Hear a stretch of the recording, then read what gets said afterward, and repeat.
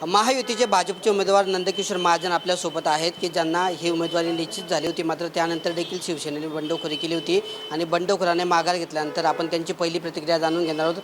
काय सांगणार नंदभाऊ, या ठिकाणी जे टेन्शन आपल्या महायुतीसमोर होतं, शिवसेनेचं बंड झालं होतं, ते बंडखोर उमेदवाराने माघार घेतलेली आहे, काय पहिली प्रतिक्रिया आहे?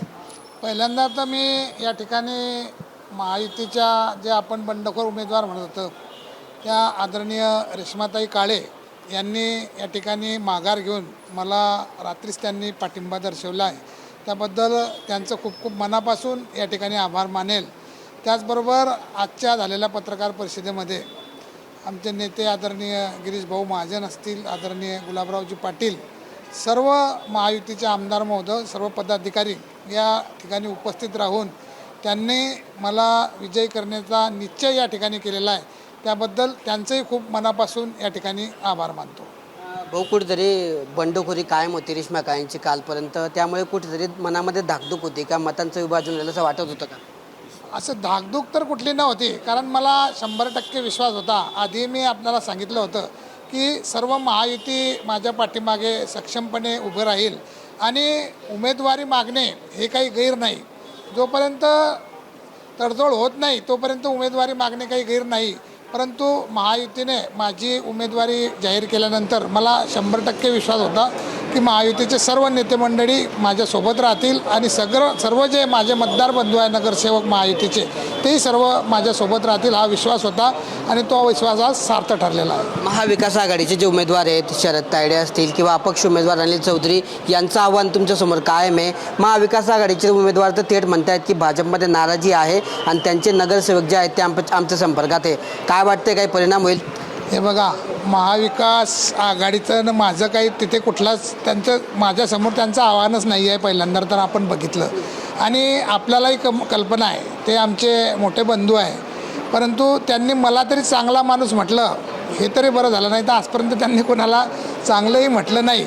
आणि त्यांचे विषय आणि त्यांच्या गोष्टी आपण याही आधीच्या निवडणुकीमध्ये ऐकलेल्या आहे। 2 वेळा त्यांनी तिकडे आमच्या रावार भागातही येऊन निवडणूक लढलेली आहे आणि त्यावेळेस काय परिस्थिती झाली हे आपणा सर्वांना कल्पना आहे। त्याही वेळेस ती मंडळी असं सांगायची की भाजपमध्ये नाराजी आहे, ही मंडळी माझ्यासोबत आहे, हा त्यांचा जुना फंडा आहे आणि आपणा सर्वांना कल्पना आहे की महायुती या जळगाव जिल्ह्यात खूप भक्कम आहे आणि महायुतीचे नगरसेवक कुठे फुटणे हे शक्य नाही।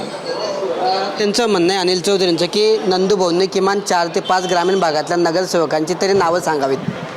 आता मला त्यांच्या बाबतीत काही बोलायचंच नाही, परंतु त्यांना कदाचित कल्पना नसेल की जो आमचा जळगाव पूर्व जिल्हा आहे त्या जिल्ह्यात ज्या स्थानिक स्वराज्य संस्थांच्या म्हणजे नगरपालिकांच्या निवडणुका ज्या झाल्या त्या निवडणुकीचा मी प्रमुख होतो, म्हणजे आमच्या प्रदेश भारतीय जनता पक्षाने मला त्या ठिकाणी प्रमुख म्हणून दिलं होतं आणि त्या भागातल्या सर्वच्या सर्व नगरपालिकांच्या नगरसेवकांचे ज्या उमेदवाऱ्या मिळाल्या त्या उमेदवारांच्या फॉर्मवर माझी त्या ठिकाणी सही आहे, त्यामुळे कदाचित ते आमच्या भाऊंना ते कदाचित माहिती नसेल, त्यामुळे ते बोलले असतील। विजयाचा किती विश्वास वाटतोय भाऊ तुम्हाला आता, कारण बंडखोरी मागे झाली आणि 2 उमेदवार फक्त शिल्लक राहिले?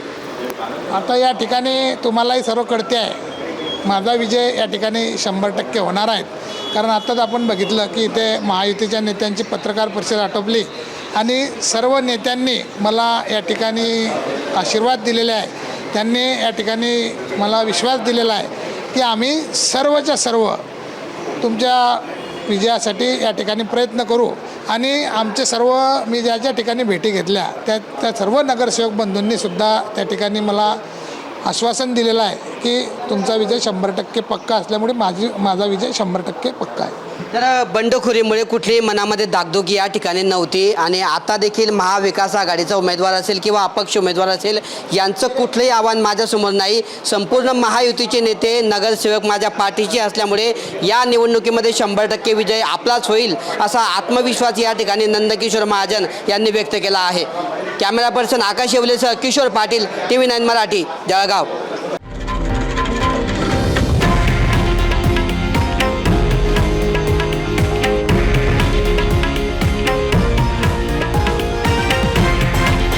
हे आहे देशातील नंबर 1 न्यूज नेटवर्क आणि आपण पाहत आहात TV9 मराठी, एकमेव।